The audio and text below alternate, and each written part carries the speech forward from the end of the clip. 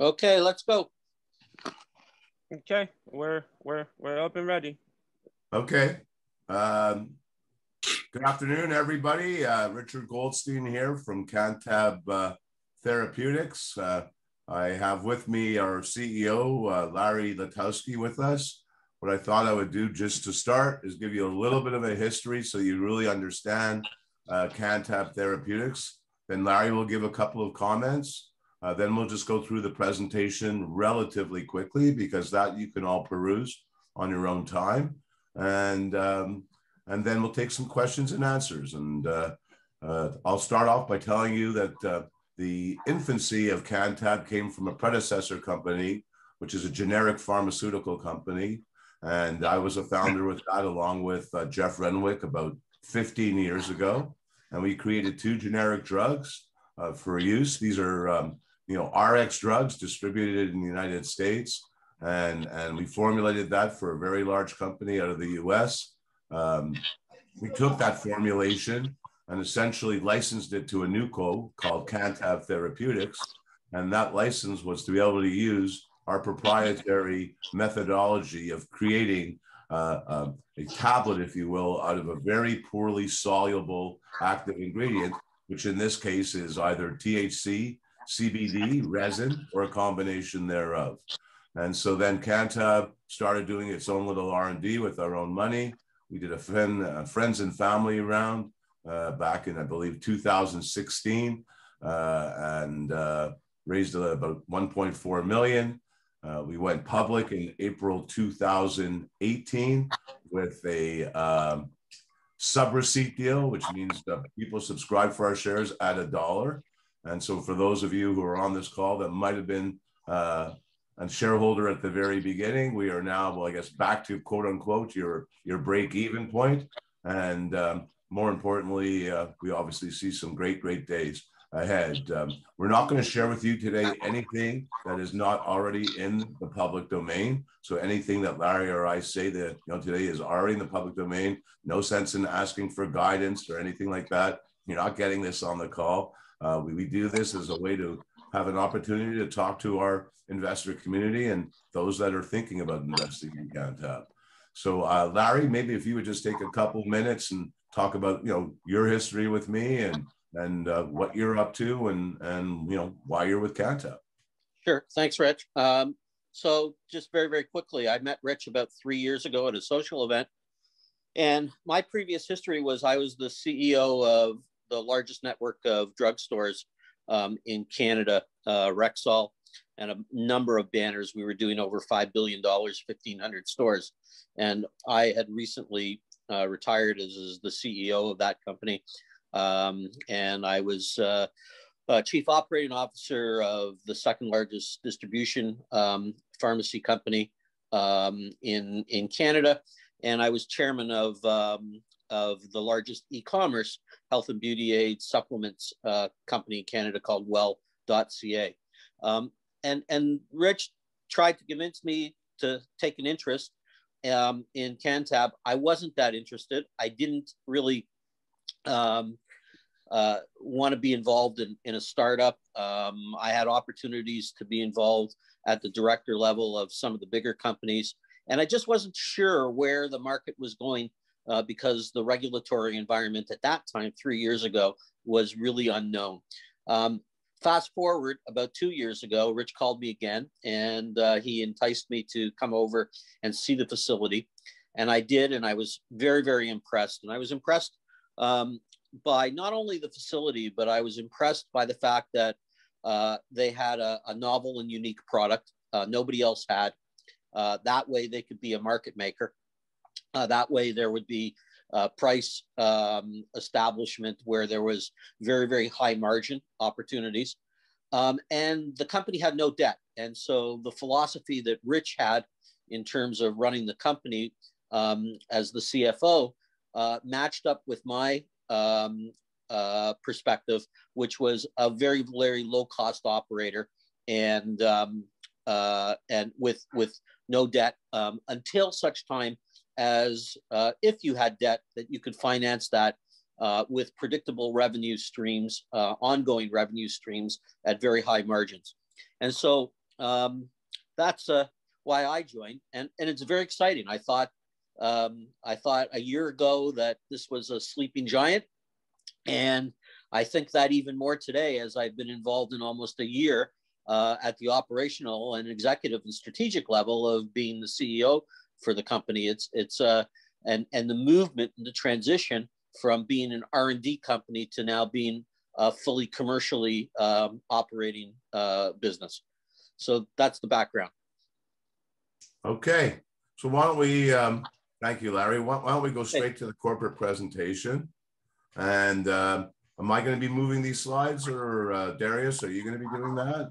I will be moving it, but I could give you hope if you want to have that. No, why don't you just move? Why don't we just move along? I think forward-looking statements, disclaimers, it's a classic. So I think everybody knows that that's just a standard thing that you attach to every presentation. Slide 3 really is the beginning of the presentation. And so, what we do essentially is we make hard tablets, and we make hard tablets in a variety of fashions. We make what's called an instant release, which is the IR tablet. We have cleared 12 SKUs already with Health Canada. They're approved. They've been partially delivered to MediPharm, has been previously released. Balance is about to be done, as also released. They will be our first customer. That customer ordered $1.3125 million for their very first order. It was on 5 of the 12 SKUs, 150,000 tablets. The tablets are essentially 30 in a jar. So they were buying 5,000 tablets of those 5 SKUs, and they will market those on a wholesale basis to Shoppers Drug Mart for their online store, their licensed producer online store, and then all of the provincial stores, the Ontario Cannabis store, the BC store, Alberta, et cetera, et cetera. And then people will be able to buy it off of that website at the provincial level, or they'll be able to go into a dispensary should that dispensary decide to carry our inventory. The way it works right now essentially is inventory is purchased at the provincial level, and then stores are carrying a certain amount of tablets of whatever they decide. And as customers come in and try them, I imagine with good feedback, they'll be back for more.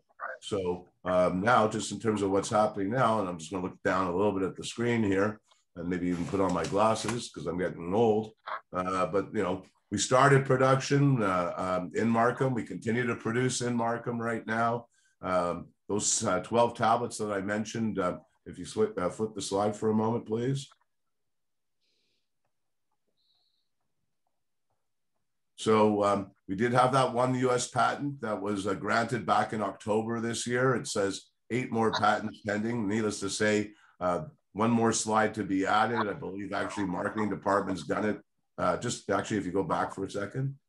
But I just want to let you know that we have, no, just to the next one, over, number 5. No, sorry, for that right there, stop there. So we got the patent in the United States. We also got a patent in Canada. They're both very strong patents. The one in Canada is particularly interesting because, quote unquote, per Gavin Bogle, who's also quoted in our press release. I mean, this is a phenomenal patent. It is quite wide, and it essentially is saying, and I think, I can't say it, but Equity Guru sort of said it, it's a rare occasion that somebody in any business, they didn't say any business, they just said in the cannabis sector, but I would say in any business, where you can actually own like a product category. And so right now you can get all kinds of tinctures, all kinds of capsules, but you can only get one tablet, and that's, through Canntab. And so, and if you want to sell our tablets, unless you can find a way to create a tablet that doesn't, that is able to circumvent our patent, then, what, good luck to you. But if not, you're certainly going to have to come to us. That is what's called the IR. It's an instant release. It's 4 to 6 hours. But, you see at the top, extended release. That extended release is what we got a patent on the original XR drug and the predecessor company. And the ability to take cannabis, whether it be THC or CBD, and extend the release over an 18-hour period slowly is really quite scientific. It's very much pharma. We coined the term cannabis 3.0 when people were talking about cannabis 1.0. No one even knew that 2.0 would be, edibles and vape pens, et cetera, et cetera. But, we knew that that would be next. But then when you went to that next level, the 3.0, now you're getting into a much higher level of sophistication. What we could launch next as well, beyond the instant release and the extended release, we also have the US patent, which is a modified release, and that would apply to the Canadian patent as well. Modified releases combining both instant release capability and extended release capability. So we could give you a low dose THC instant release just to give you, enough of a feeling that the edge has come off and that you feel the medication working. And then on an extended release, give you a high dose CBD, which has no euphoric effect, but will, certainly provide protection and assistance, if you will, over an 18-hour period. The flash melt oral dissolvable tablets, that's something that if you ever seen like someone that has nitroglycerin for a heart condition, it's just a little tablet and it just melts out over or underneath your tongue rather, enters the brain through the brain barrier by penetrating the buccal cavity through your saliva. It's not going through your digestive system the way a tincture, et cetera, would. Time to onset is about 10 minutes. It's quite quick. And so needless to say, we have a whole suite of products, a whole portfolio, and the ability to just provide a diverse level of support and treatment to a variety of people for a variety of conditions. I know that was long, but we're just going to move along nicely now. You need to understand that, because if you understand that, you understand why Canntab is essentially the Kleenex. There is no other facial tissue. And for there to be other facial tissue, they better come to Kleenex first. Next slide, please. So we talked about the process. You can just read that, but basically we take the oil and we take it through a wet granulation and then dry it. And then we blend it in the V blender in the center. And then as we move to the right, we then actually press the tablets and then we coat the tablets. And at the end of the day, we have these, beautiful looking tablets, and they look kind of like that. That is what I call my yellow ray of sunshine. It's a extended release, 25 milligram CBD tablet, and it's the foundation of what we do here. And with this tablet, we can give it by itself, we can combine it and do all kinds of things. Next slide, please. So, all we're saying here is, Canntab provides you everything that you want. It is a uniform dosage. It has an extended release capability. It's totally a safe way of delivering. Needless to say, it's discreet. You keep it in your purse, you keep it in your jacket pocket, whatever it is. It has a shelf life that far extends anything out in the product in the marketplace right now. If you look at, I'm a patient of our competitors just to see what's going on. I order tinctures and capsules from one of our major competitors, not competitors on the Canntab front, just another LP. But I will tell you that there's no expiry date on those, because the problem with capsules is when you what we're trying to show you is when you smoke a cannabis, whether it be THC or CBD, yes, you get high very quickly. You also crash very quickly. And so to stay high or to stay, relieving your level of pain, you have to smoke a lot. Smoking's bad for you. Edibles, I don't know about you, but I know lots of people that take edibles. Quick side story, was with somebody, they go, wow, these edibles really don't work all that well. And the person pops a second one. And I said, well, how long has it been for the first one that you haven't felt it? When did you take it? And he said, oh, I took it like, an hour and a half ago. And I go, well, a lot of these edibles take, upwards of 2 hours to actually come through. Maybe you haven't got it yet. Anyways, now he goes, shortly thereafter, oh yeah, now I feel it. I go, well, now you're feeling number one. Number two hasn't even kicked in because it hasn't made it into your blood system yet. And so once he had two, then he was really kind of looped. And so, edibles are just, that's not medication. Okay. That's a party drug or whatever, like any other party drug. If that's what you want, go ahead. If you want to use Canntab recreationally, you can. We don't say no, but we're not looking for the rec user. We're looking to provide a medication kept in your medicine cabinet with all your other medication and your toothpaste or whatever. And that is our goal. That is our market. Most of the licensed producers have left that medical market, if you will, chasing the recreational market, and that, you know, that's great, because that just means that we're the only one that's laser focused on medical. Next slide, please. And so, yes, we'll generate, you know, revenue from either licensing our technology, by manufacturing tablets, as we mentioned.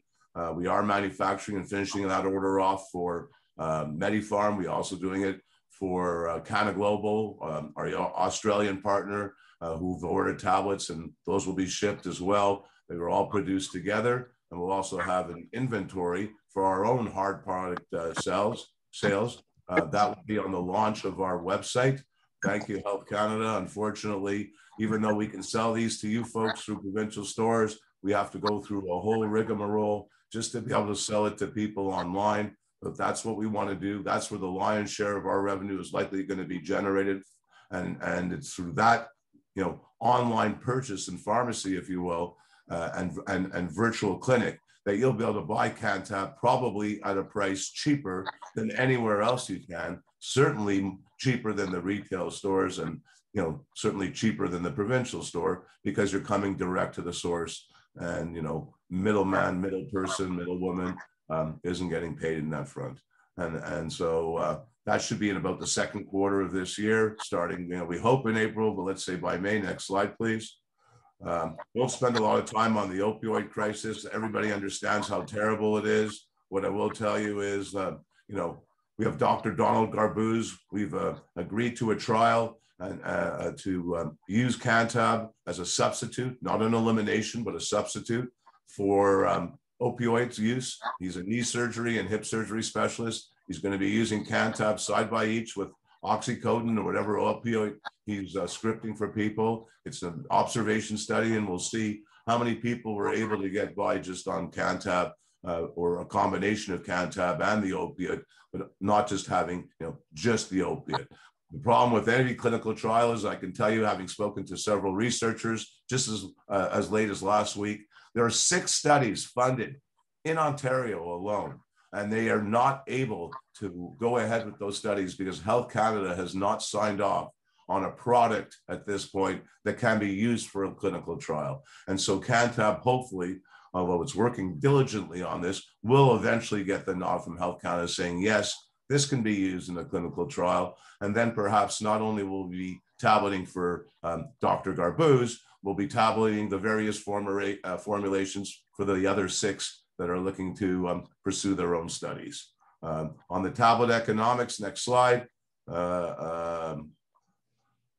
Just to give you an example, you know, we believe that the average person taking, you know, 2 pills a day on the instant release and going from, let's say, a low margin of 50 cents a tablet to a high margin of around $1 a tablet, we can predict the amount of annual, you know, margin per customer, and then when you multiply that by the 100,000 customers, and Larry, after I'm done with this presentation, will tell you a cute story when he first saw this slide, because I'll ask him to just maybe discuss anything I missed in this presentation, but he'll talk about the 100,000. But 100,000 obviously is not a large number, and that's a worldwide use number.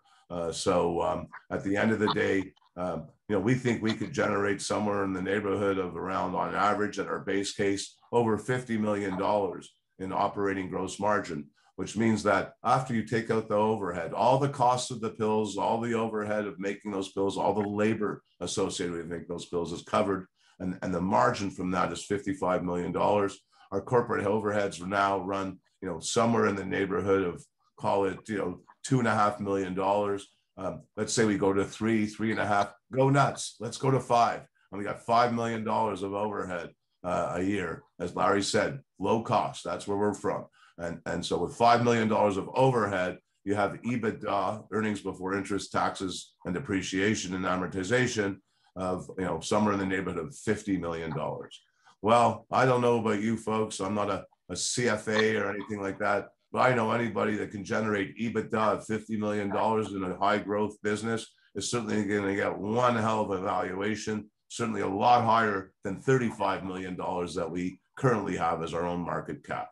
Next slide, please. It's just a breakdown of all of our offerings and so on. Full disclosure, this is all available on CDAR, et cetera, et cetera. We make it easy for you. I will only tell you in looking at this slide as one of the founders, and there are a handful active in the business today, not a single share has been sold by a Canntab insider. Not myself, not Jeff Renwick, not Joshi Laxaminarian, not Larry Latowski, not our board, nobody, okay? We're all here because we all believe.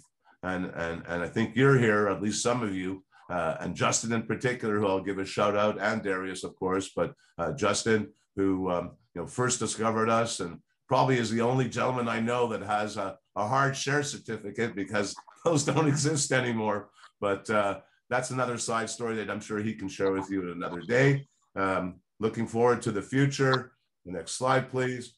Lots on the horizon. The clinical trial with Garbuz, the launching of our store that we talked about. There'll be all kinds of other studies.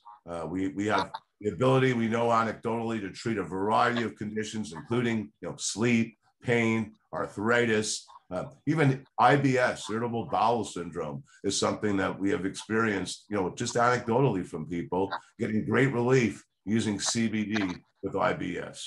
We'll partner with others. We definitely have something proprietary. The management team is the management team. We've already discussed. You've got the CEO and CFO on the line. My co-founder, Jeff Renwick, is still active in the business, but is facing some personal issues and illnesses, and he is dealing with that now.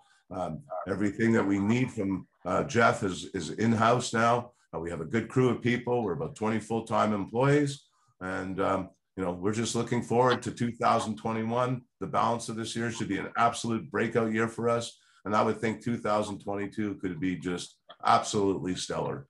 I'm going to turn over the mic to Larry just to see if there's anything that I didn't mention and that he'd like to include, and then maybe just to tell you a cute story about the 100,000 patients. Larry, if you would, please. Okay, thanks. I just want to go back and emphasize, the discussion with respect to patents and the proprietary nature of what we have.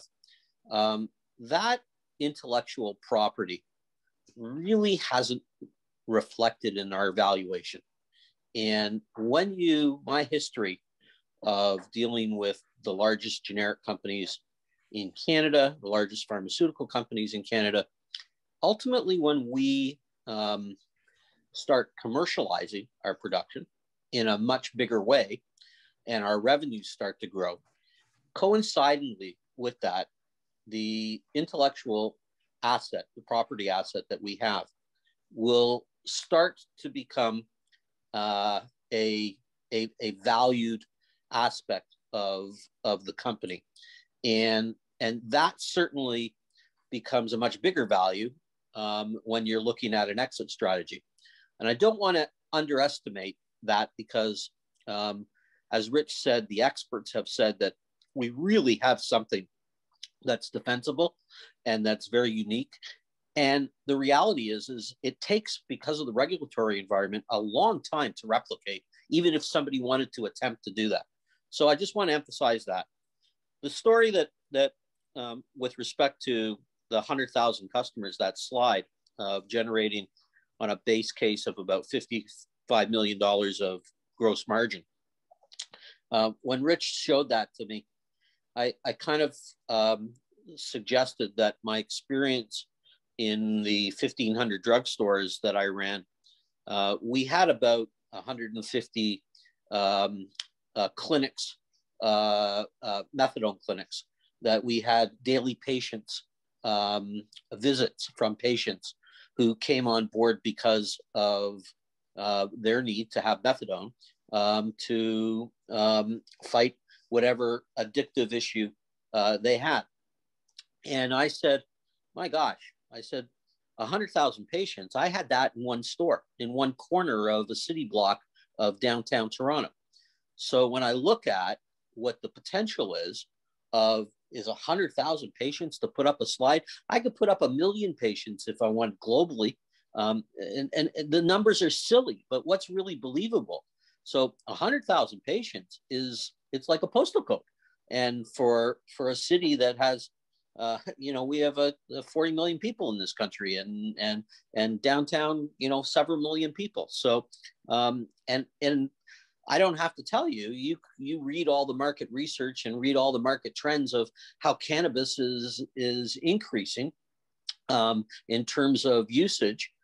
Double digits this past year in 2020, just released last week.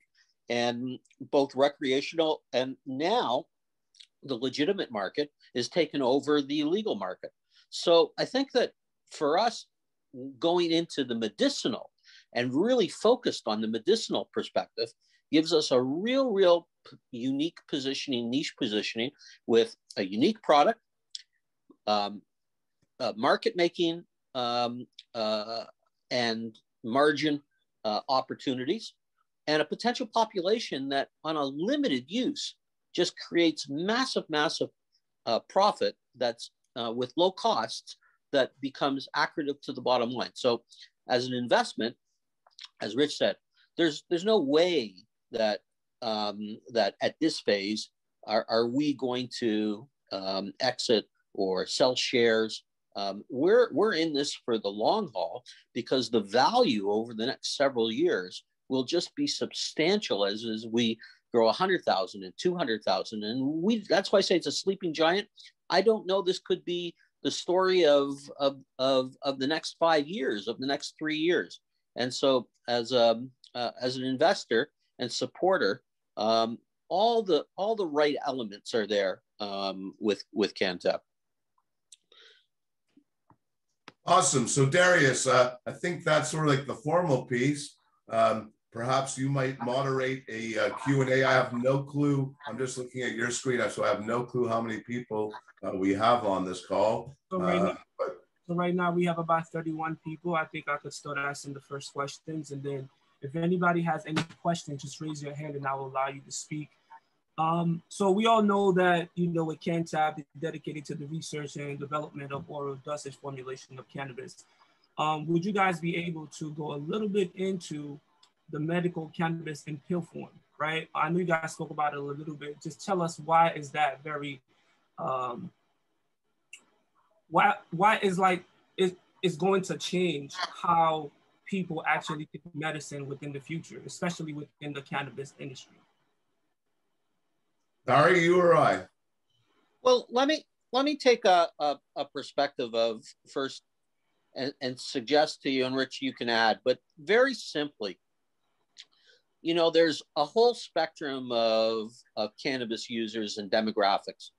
Right now, cannabis is primarily anecdotal in terms of providing medicinal relief for a huge number of different symptoms, whether it's anxiety or sleep or pain or inflammation or rheumatoid arthritis or et cetera, et cetera, et cetera. And I think that there is a growing number of people within the medical community that are starting to, believe their patients, that patients are saying, I'm using cannabis and it's helping. And I think that there are a tremendous number of clinical studies that are being initiated.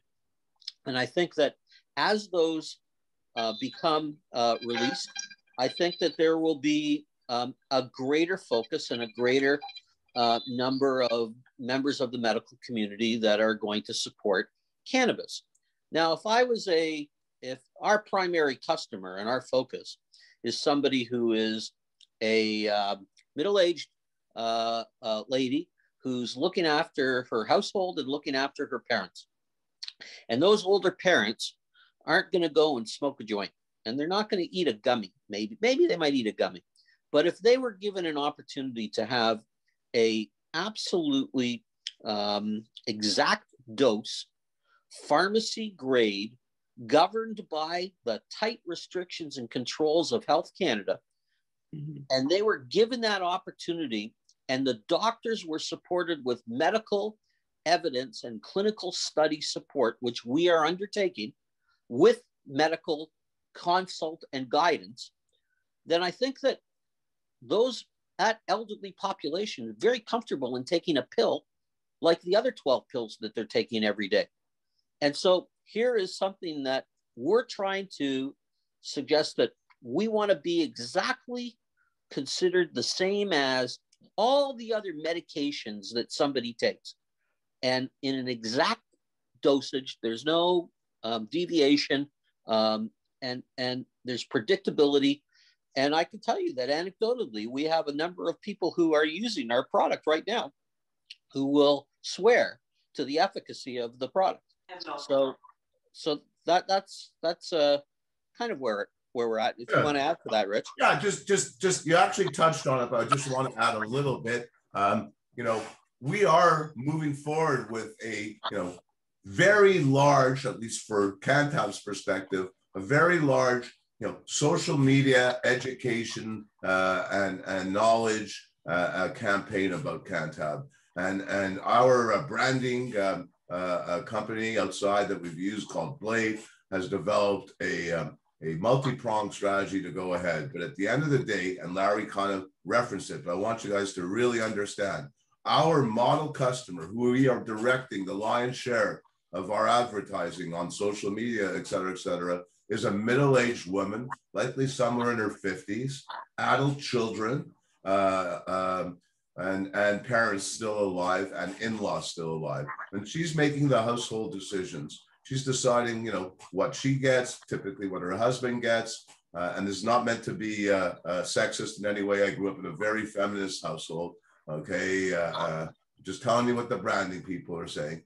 So ladies on this line, please, no offense. But at the end of the day, she's making those decisions. She's making the decisions for her husband's parents, for her own parents, and she's the one, even if it's not the doctor that they talk to, that will go into this idea of taking, even if it's just CBD to start with, no THC.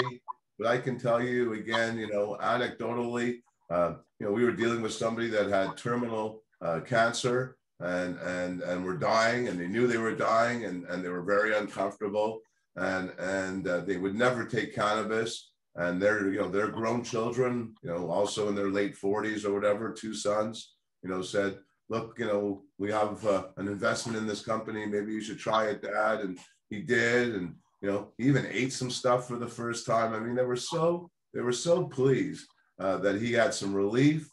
He even had a bit of an appetite. And if anything, they all knew he was going to pass. I mean, and he's long gone now, hopefully in heaven somewhere. But nevertheless, these are all just anecdotal. They're meaningless, but they're real, okay? And we're real, and that's what it is. Thanks. Next question, if you don't mind, please. So my next question before I move to everybody, you guys spoke about how the tablets is intended to treat different disorders, right? We're talking about post-traumatic, we're talking about arthritis. Can you guys also go into the explanation of how you can use it in terms of a pain management? Right, so I'll take that on first. Let's be very, very, very clear, okay? We are not laying claims to anything. Health Canada will not allow you to lay claim on the ability to treat PTSD, pain, sleep issues, et cetera, okay? All we're telling you is anecdotally, we have experienced good response for a variety of conditions. Only through clinical trial will we be allowed to start to lay claims. And so when we complete the Garbuz study, which will take probably about a year to run, and it still has to be kicked off, and it's up to Health Canada to decide. They're ready, we're ready, and now our government just has to be ready, but hopefully it's time. And then with that clinical trial and being able to lay claim, I mean, Larry will tell you, coming from the pharma business, just opioids alone, okay, are a $30 billion industry, rather, 30 billion. So 300. 300 billion industry. Right. And so Larry will tell you, and go ahead, Larry, since it's your line, go ahead. Well, 300 billion, we'll take 300 million, which is 1%. 0.1%. Yeah, 0.1%. So it really is in the matter of, and I think we all know that, you know, our marketing will have a focus on that the court of public opinion is very anti-opioid. And you could pick up every major newspaper at any one point in time every other week and read about how opioids are destroying. So I think that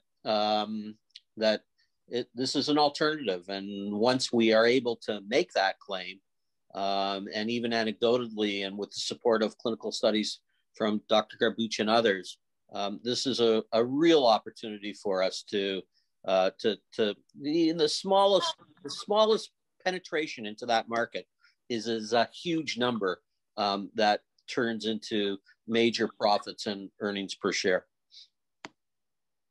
Beautiful, beautiful. Thank you guys for answering these beautiful questions. I think we have one win. I think it's Miss Abby. So I'm going to ask you to unmute yourself now, Abby. You may ask your question. Yes, thank you. My question is, what is your guys' plan when it comes to marketing your competitors, and who are your competitors? Okay, well, I'll take that, Rich. The reality is that at this point in time, so marketing our plan, our website is live now. We will continuously populate that website. We have a tremendous number of collateral materials in the form of traditional brochures that will be distributed to all retail cannabis stores across Canada, as well as pharmacies, medical clinics, doctors' offices. We will have traditional marketing as well as marketing on all the social media platforms. So we have an extensive plan with a professional marketing agency that has worked on with pharmaceutical companies, and we have allocated a significant amount of dollars to be spent on that going forward throughout this year. So as far as competitors go, there is nobody else that is making hard pressed tablets or caplets. So we are only competing against recreational products, but there is nobody in the market that has or can make claim to having something that we have. So at this point in time, we know that there are some people who are coming up maybe in 2 years' time with some synthetic product. But again, that synthetic product will not be comparable to our product because it won't have the full spectrum of the plant, of all the cannabinoids that we have with our starting active ingredients. So I hope that answers your question for you. Perhaps what we might add on the competition standpoint, clearly the leader for medical use right now are capsules and gel caps. Gel caps are a one-piece gelatin. Capsules are a snap cap. It's two pieces. They're bound together with almost like a little piece of Scotch tape to seal it. They do tend to leak, not the soft gels, the snap caps, but most importantly, and this is the one thing we didn't mention, one of the first clinical trials that we're going to run is a three-way crossover blood level study, taking essentially a capsule or capsules from our variety of competitors, buy the best that money can buy, if you will, and then measure those with a live sample size of people that come in, volunteers that are paid to come overnight. It's a 24-hour process. Your blood is taken, so we know whether you had smoked dope or taken anything beforehand, and so we'll know what your blood level is like when you come in, and then you'll be dosed either with capsules or IR or XR, instant release Canntab and extended release Canntab, and we will get the results within whatever a matter of a week or two after that 24 hours takes place. But essentially, what our expectation and belief is that The capsule will provide a certain level of benefit.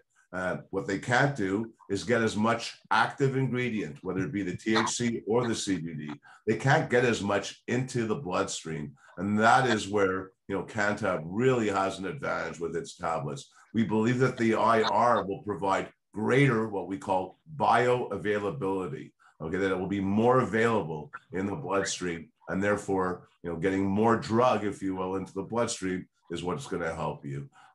We further believe, though, that the XR will be even greater than the IR from a bioavailability standpoint. Again, using very much high order science, pharma experience, decades. I mean, you go to even to a pharmacy school now, and there's a beautiful one sponsored by Leslie Dan at college and university with U of T. And I will tell you that I don't even believe that that you'll even learn some of the stuff that we know, because you're just coming fresh out of school, and we're going back to old school, because you know what? Sometimes old school is still pretty good.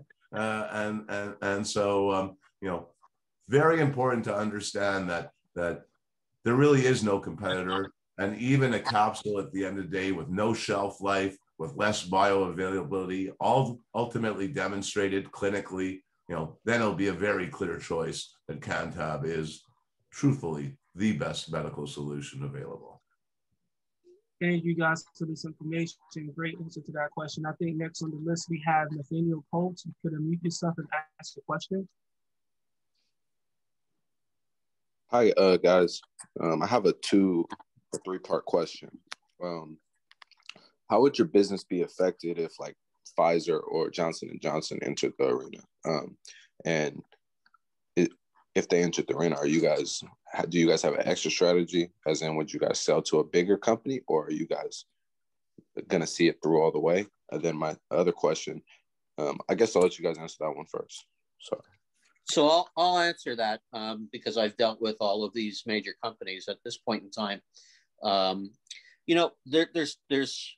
We would love for the major companies to validate and enter into the business. It validates what we would be doing, and it gives us an opportunity either to be an exit strategy for them, where we've, in essence, like Coca-Cola and Pepsi-Cola, who they don't develop a lot of their own product unless it's a continuum of one of their existing brands, but they let small incubator companies develop something, and then all of a sudden you have Snapple, or you have you have the Powerades or some of the other stuff that Rockstar, that because they were started as incubator brands, and then the distribution system of the larger company is of advantage that they want to purchase that small company and turn it into a global brand. That might not be anything different than the way one of the big companies might look at Canntab Therapeutics and say, hey, they have something legitimate. They have a proprietary intellectual property. They're unique. They've commercialized. They've developed efficacy. They've gone through the process of all of the millions of dollars of spent and time with Health Canada to get to where they are. So they're legitimate. Is somebody going to replicate that? Well, they certainly have the money to do that. But the question is from a time perspective, it's a time process. We've been at this, as Rich said, since 2000 and, mid 2015, 14, 16. And so it's a long process, and the regulatory process doesn't give any exceptions to the size of company that you are. It doesn't give any exceptions to Pfizer or Merck or anybody else. So I think that we would love for these big companies to legitimately say, yeah, cannabis is a therapeutic product that seems to have efficacy for treating all of these different patients' symptoms. I would only add to that, really, at the end of the day, big pharma right now, for the most part, don't develop drugs anymore. It was way too expensive a process. Many of these small companies, just like Canntab, plow through 10, 20, $30 million, maybe 50 to $100 million. I can tell you, I worked on a company, many, many years ago that thought they had an ability to get a clinical trial completed on treating secondary progressive multiple sclerosis. It was a public company. We raised like $40 million for them. They ultimately went to a phase 3 trial. That phase 3 trial was paid for by Eli Lilly, big pharma company. They put up $120 million just for a license on this thing before it was even proven. Okay, so that is really more the pharma model right now, is let everybody blow their brains, and the few that succeed, like a Canntab, will just go out and buy. Because whatever Canntab, even if it had 1 million patients and was doing $500 million in margin, I mean, these guys could take it to a whole other level. And even after all the years that GW Pharma with their synthetic but nevertheless approved Epidiolex, et cetera, just got sold for, I don't know how many billion, $7-something billion or whatever. And yet they ran the company for years and years and years and made, obviously fortunes, not just for themselves as founders, but, their shareholders. What I will also then just say, which is somewhat cheeky, is, okay, a two-parter. If Pfizer actually did this, or a major pharma that did it, I will tell you one thing: you better not be circumventing our patent in the United States, because I will tell you that there's lots of major league downtown New York law firms that would take this on contingency to go after Pfizer for several $100 million because they stole and cheated on our product. And even if they are able to circumvent it, if I was Pfizer's competitor, whether it be Eli Lilly or any of them, frankly, we'll just go buy Canntab, and that way we can compete with Pfizer, right? I mean, you can see right now there's 4 major companies that all have vaccines, and they're all competing with each other. Now, it's a terrible analogy, because what we're going through here on vaccines, the more the merrier. Hopefully they all work, et cetera, and hopefully they just get into everybody's hands. But my point is, no one's going to stay in this industry and be the only dog. And at some point in time, we will have competition, and we'll be able to deal with that competition, we believe, especially with the extended release. Because as great as the IR is, and as great as our patent protection, the multi-release or extended release product is really something extremely difficult to formulate. And it wasn't over 4 or 5 years since 2016, really 15 when we got started. This started in 2008 when we first figured out the way to do an extended release drug, for a heart medication that was very poorly soluble. So you are talking about years and years and years of R&D. And the company that licensed it from us was a massive US generic pharmaceutical company. And they only licensed it from us after they spent millions and millions and millions of dollars of their own and failed. Okay. So come on, Pfizer, we're ready for you. What can I say? I love the answer. Thank you, guys. I don't know if you guys spoke to this earlier. You said your full spectrum cannabis. Is it, do you guys have a particular company you're working with, or is it just in-house? I'll answer that, Larry, and then you can add if need be. There is no specific company. We bought oil from a variety of licensed producers, all of them, relatively household names. Believe it or not, there are natural flavonoids and terpenes, et cetera, that you get out of the full spectrum plant that are very helpful. You're also able to get those terpenes from other plant matter, and we know about that. And you can actually purchase natural, terpenes that didn't come from cannabis, from another plant matter, that you can then add to the full spectrum oil. So, it doesn't really matter whose oil it is. It's the formulation of taking that oil and then introducing specific terpenes. And as we go to clinical trials, there'll be terpenes that we'll use for pain. There'll be flavonoids and terpenes that we use, for sleep, et cetera, et cetera. And it won't always be the same recipe. And at the end of the day, this is not a panacea. It's not going to work for everybody. Oh, my mom has this, my dad has that, my son has, It will work for lots. It doesn't work for everybody. It's not a, a one pill change your life, okay? But for many, it is a one pill change your life, truthfully. Thank you. Appreciate that beautiful answer. I think next we're going to give the stage to Monique. She has a couple of questions. So Monique, go ahead and ask your questions. Okay, so I apologize in advance. I'm watching my grandbaby today. That's why I just put it in the chat. But I just had a few questions and you may have answered them. I may have just missed them, but is there gonna be a soluble tab, one that's dissolvable, right, when they put it in their mouth under the tongue? Yes. Yeah, that's called an ODT, an oral dissolvable tablet. And I would envision you being able to see that in store and on our website before the end of calendar year. It's already all developed. We want to do a little bit more testing on them and third-party lab testing, and then we will submit to Health Canada for approval, and that will likely come in a 1 milligram, 2 milligram, 4 milligram, 10 milligram dose. So 4 different SKUs for that particular ODT. Yes. Perfect. Thank you. My second question is it going to be considered an OTC, or is it or will it have an NDC?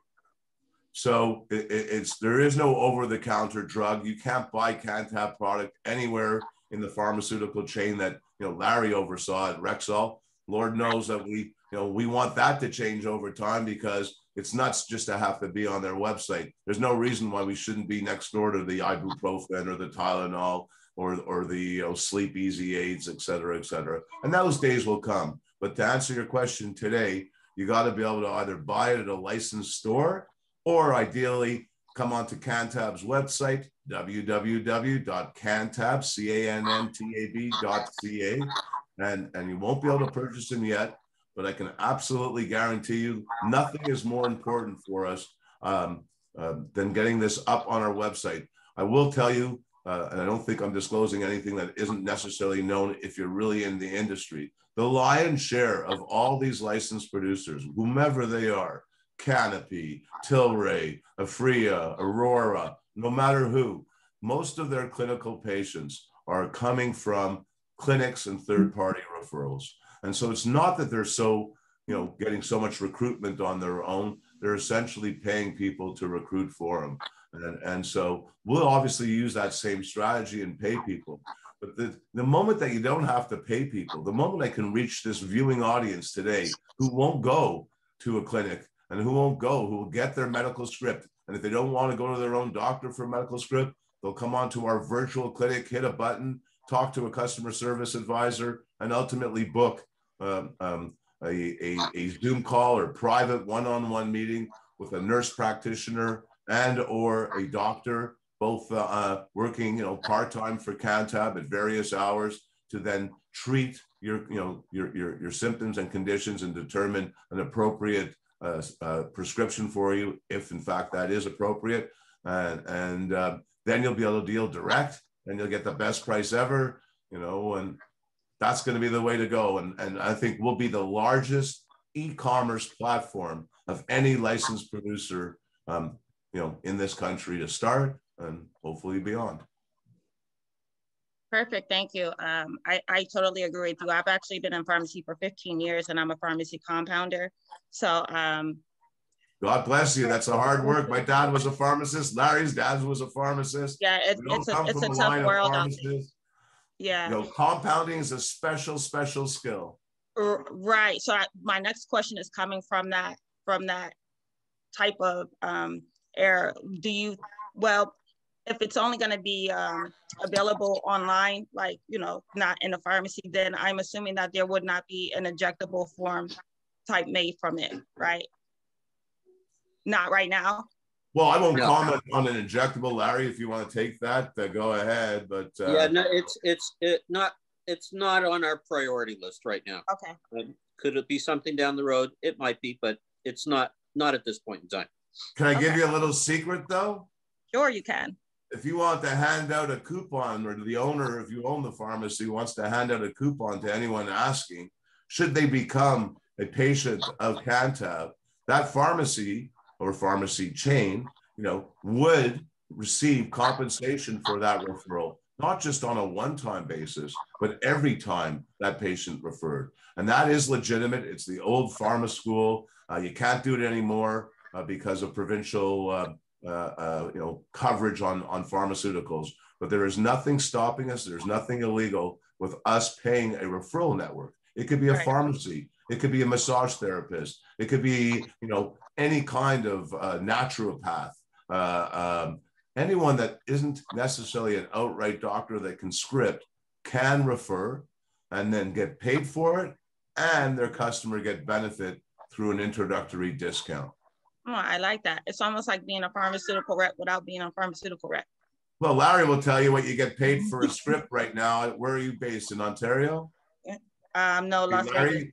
If you wouldn't mind, what we would I just want to qualify and not get into it in terms of details, because we have an audience here that some people are in Canada, some people are in different states, from what I understand from Darius, in Florida and New York, in other states. I'm not what Rich was referring to in terms of a compensation and a referral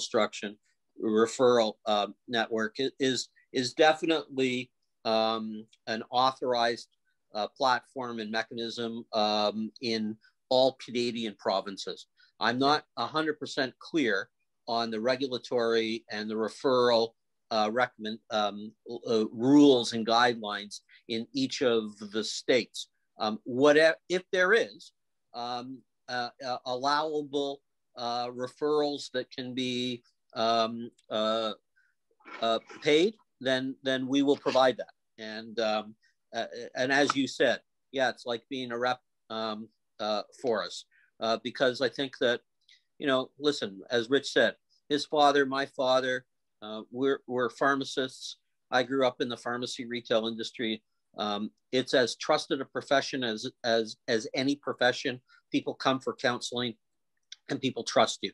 So if there is an opportunity to refer cannabis as a remedy, then we will support all the people along who support our product.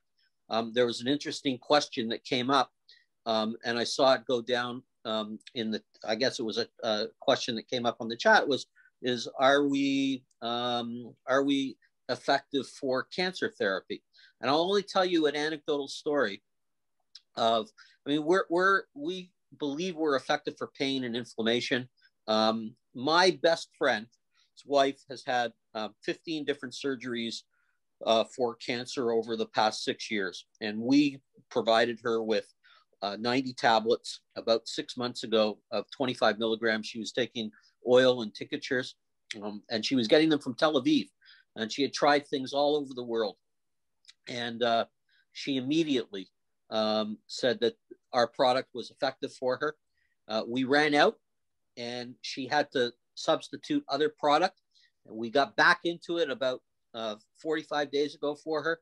Within a day, she called and said, "This is fantastic. You've saved my life again." And we're providing her with an ongoing supply.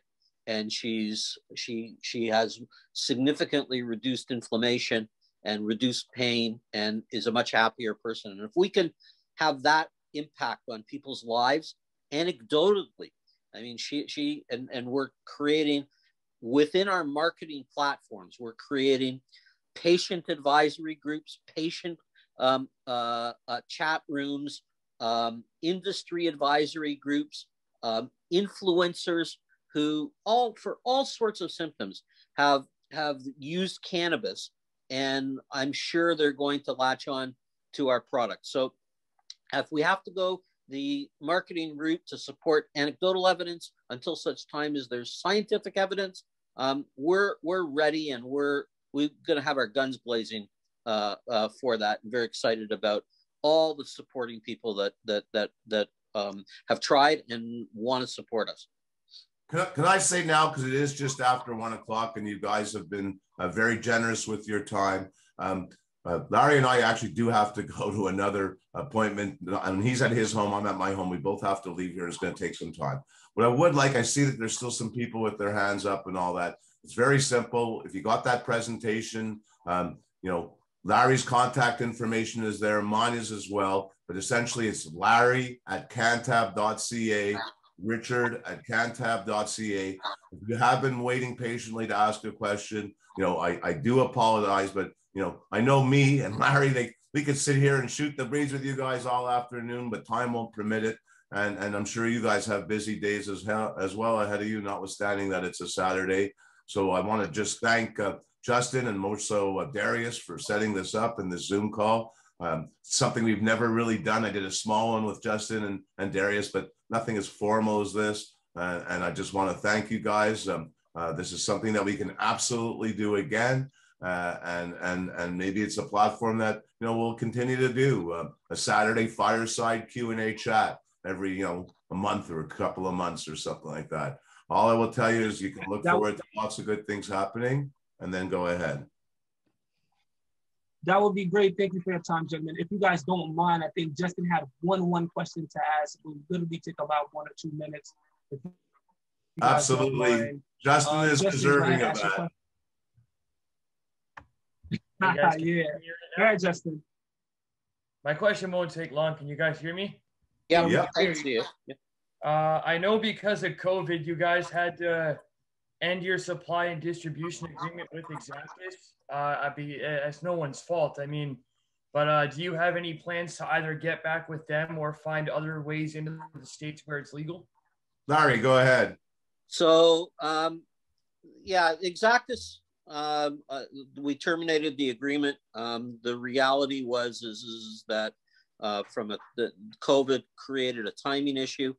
I could tell you that since pre-election of November 2020, we started receiving numerous inquiries of interest that from all across the United States, from different states, from different manufacturers, from entrepreneurs, from people who are in recreational business. I could tell you that I'm active in terms of discussion with, I would say, at least 10 different entities, considering along that slide that we had, whether it's licensing our technology, licensing our formulas, white labeling.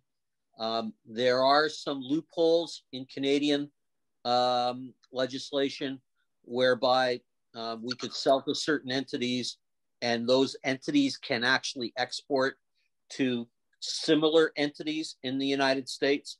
We are progressive in terms of our dialogue from that perspective.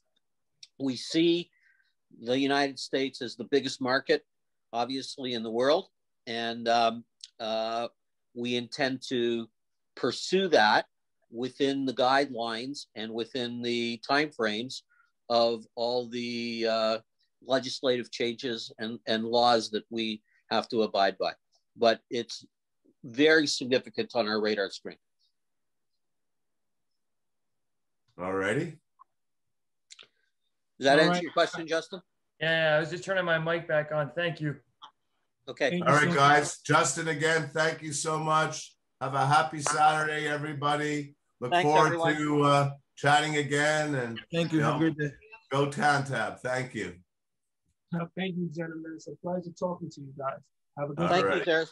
Thanks. Have a good weekend. Bye-bye. Now. If you found this video informative, leave a like and comment below. For more videos like this, subscribe to our channel to get alerts when the next one comes out.